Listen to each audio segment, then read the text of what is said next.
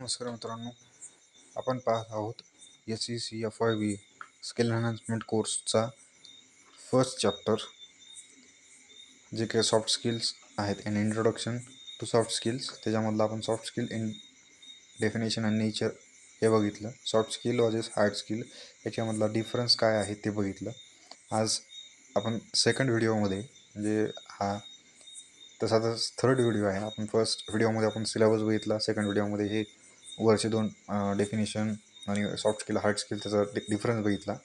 आता या थर्ड व्हिडिओमध्ये आपण इम्पॉर्टन्स ऑफ सॉफ्ट स्किल्स हे बघणार आहोत. It is an often said that hard skill will move one up to an interview, but one need soft skill to get a job and help to keep the job. म्हणजे काय, तर असं म्हणलं जातं की हार्ड स्किल जे आहेत ते लोकांना इंटरव्ह्यूपर्यंत घेऊन जातात. म्हणजे काय, एज्युकेशन क्वालिफिकेशन असणं, एलिजिबिलिटी क्रायटेरिया त्यांचा पूर्ण करणं हे महत्त्वाचं असतं आणि ते इंटरव्ह्यूपर्यंत घेऊन जातं हार्ड स्किल, त्याचं एज्युकेशन क्वालिफिकेशन. परंतु तो जॉब मिळवणं आणि तो टिकवून ठेवण्यासाठी जे गोष्ट मदत करते ती म्हणजे काय असते, तर ती soft skill. Soft skill are very important in present day professional context that requires constant interaction and communication. आजच्या व्यावसायिक जीवनामध्ये च्या कॉन्टेक्स्टमध्ये आपण सतत लोकांसोबत संवाद करणं, कम्युनिकेशन करणं हे आजच्या काळाची गरज बनली आणि ती कस्टमर डीलिंग, मार्केटिंग हे यासाठी सॉफ्ट स्किल महत्त्वाचे काम करते. Thus, it is not surprising that very often an interviewer talking to two different candidates with equally impressive CVs decides in favor of the one who seems relaxed, open, friendly and well adjusted. म्हणजे जर एखाद्या इंटरव्ह्यूसाठी, म्हणजे याच्यात काय आश्चर्यकारक गोष्ट नाही की अनेकदा काय होतं, इंटरव्ह्यूवर जो असतो एखाद्या कंपनीमध्ये रिक्रुटमेंटसाठी इंटरव्ह्यू घेतले जातात आणि ते पद भरण्यासाठी इंटरव्ह्यूवरने काय बघतो, इंटरव्ह्यूवर फक्त जर दोन कॅन्डिडेट असतील तर त्यातला एक कॅन्डिडेटला दोघंही कॅन्डिडेटचे CV, जे काही त्याचा बायोडाटा असतो तो एकदम फुल आहे. रिझ्युमे म्हणतो आपण, curriculum Vita CV, curriculum Vita resume, त्याचा जो एकदम इम्प्रेसिव्ह आहे, एकदम छान प्रकारे दोघांचा आहे.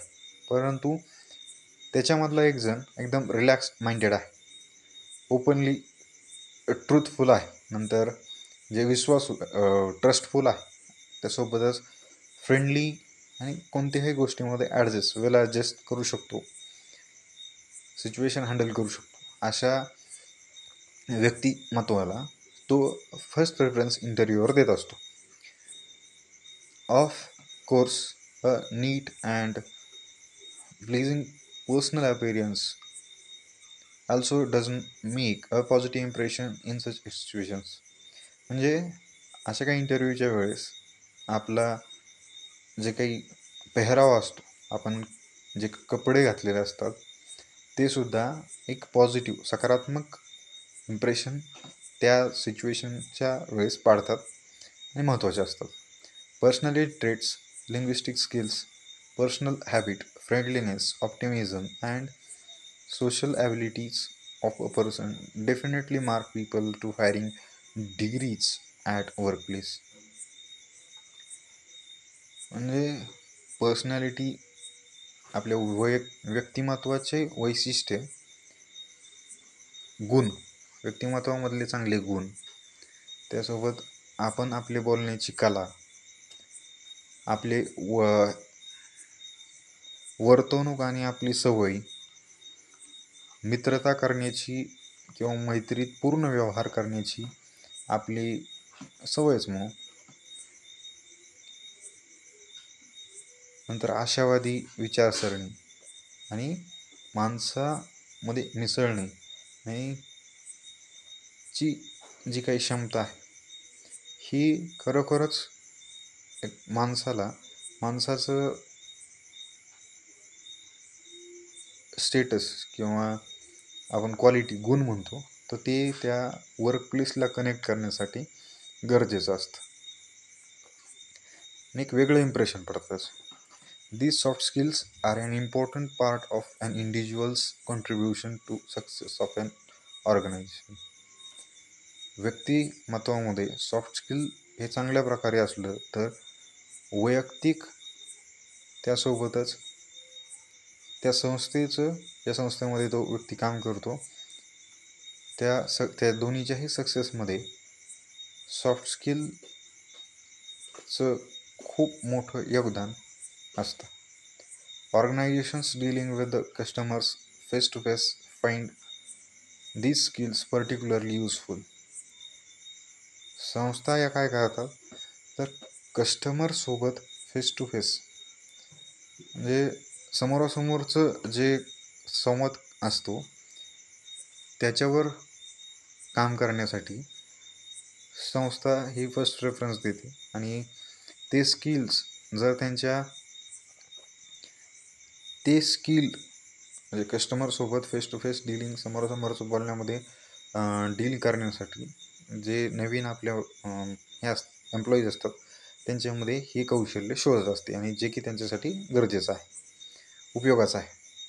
Screening and later training for habits or traits such as dependability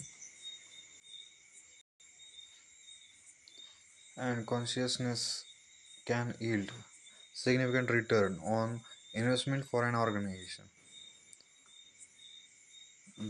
दिसणे किंवा जे स्क्रीनिंग असतं त्याच्या हॅबिट्स किंवा विविध गुणकौशल्यांचं हे कशावर डिपेंड करतं, अवलंबून असतं. त्यासोबतच कॉन्शियसनेस तुमच्यामध्ये जागृत असणं आणि return on investment for an organization. जी काही ऑर्गनायझेशनमध्ये आपण काम करतो त्या संस्थेचं काय असतं की आपण जे आपल्या एम्प्लॉईला पेमेंट देतोय त्याच्या बदल्यामध्ये आपल्याला रिटर्न ऑन इन्व्हेस्टमेंट, आपण जे इन्व्हेस्टमेंट करतोय ते आपल्याकडं रिटर्न यावं आणि त्याच्या मल्टिपलमध्ये यावं. जरा कंपनीचा फायदा होत असेल तरच ती आपल्याला कामाला ठेवणार आहे. For this reason soft skills are increasingly sought out by employers in addition to standard university qualifications. आणि हेच कारण आहे की सॉफ्ट स्किल हे आजच्या काळामध्ये गरजेचं ठरलं आहे आणि स्टँडर्ड युनिव्हर्सिटी क्वालिफिकेशन्स असूनसुद्धा असणं तर ठीक आहे, चांगलंच आहे, पण त्यासोबतच तुमच्यामध्ये सॉफ्ट स्किल असणं आजच्या काळाची गरज बनली आहे. Types of soft skills. Some important soft skill employers.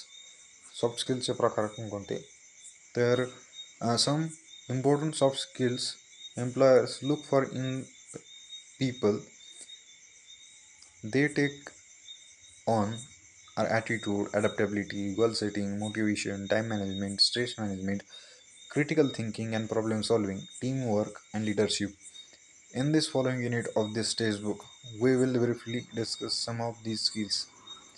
म्हणजे टाईप्स ऑफ सॉफ्ट स्किल्सचे काय काय प्रकार आहेत एखाद्या एम्प्लॉईमध्ये, बरोबर. काय काय सॉफ्ट स्किल असतात तर त्याचा ॲटिट्यूड आणि परिस्थितीसोबत जुळवून घेण्याची आणि सिच्युएशननुसार स्वतःमध्ये बदल करण्याची जी ॲडजस्ट करण्याची कॅपॅसिटी असते त्याला म्हणतात ॲडॅप्टॅबिलिटी. गोल सेटिंग त्याचं ध्येय निश्चित करणे, नंतर सेल्फ मोटिवेशन, टाईम मॅनेजमेंट वेळेचं व्यवस्थापन, नंतर स्ट्रेस मॅनेजमेंट, नंतर क्रिटिकल थिंकिंग, प्रॉब्लेम सॉल्विंग. हे जे काही असतात स्किल आहे ते अत्यंत गरजेचे आहे. टीमवर्क करता आलं पाहिजे, बरोबर, आणि लिडरशिप असणे गरजेचं आहे. हे प्रकार आहेत सॉफ्ट स्किलचे आणि ते आपण या पुस्तकामध्ये ब्रीफली थोडक्यात त्यांचा आढावा घेणारच आहोत पुढं. काही एक्झरसाइज दिले आहेत ते आपण करायचे आहेत.